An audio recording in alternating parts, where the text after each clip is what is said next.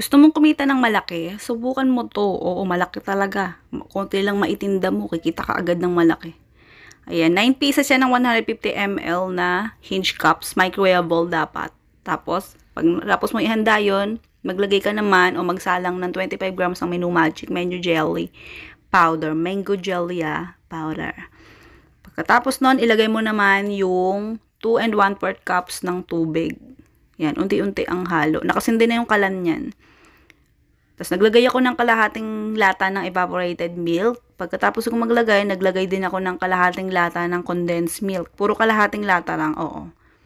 Marami na magagawa dito, kering-keri na, pang panimula. Tapos haluin mo lang tuloy-tuloy ang halo hanggang sa bago kumulo. Mahina lang ang apoy.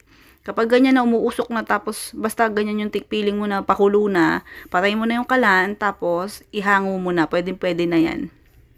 Isalin mo kaagad. Ayan, pagkasalin mo, ayan. Ang ano pala, bawat isang hinge cups merong half cup ng mixture. Kapag namuo na, saglit lang mamuo to, minuto lang mamumuo na agad, kahit mainit pa. Oo, maniwala ka. Kaya kapag hindi namuo yun, sa ibig sabihin palpak yung nabili mong jelly powder. Oo, hindi yung ginawa mo ang palpak. Yung jelly powder lang na nagamit mo, hindi okay. Oo, yun. Ayan, tapos yung toppings natin, ayan. Kalahati lang nitong garapon yung nagamit ko. Tapos isang kutsara bawat isang hinge cups.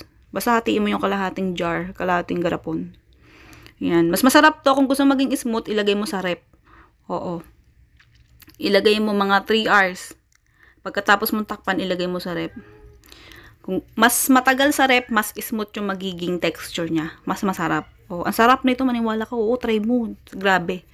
Oo, yung pangalan ng recipe natin, mango jella beans. Bakit jella? Bakit may jella? Kasi, gusto ko. De, charot. Shortcut kasi yun ng gelatin. Ako lang nag-shortcut nun. Ako lang nakaisip.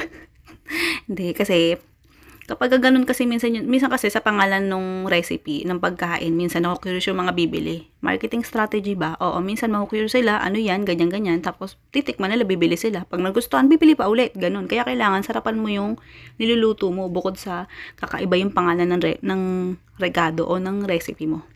Oo. Ayan. Ito na yung listahan ng recipe at saka costing natin.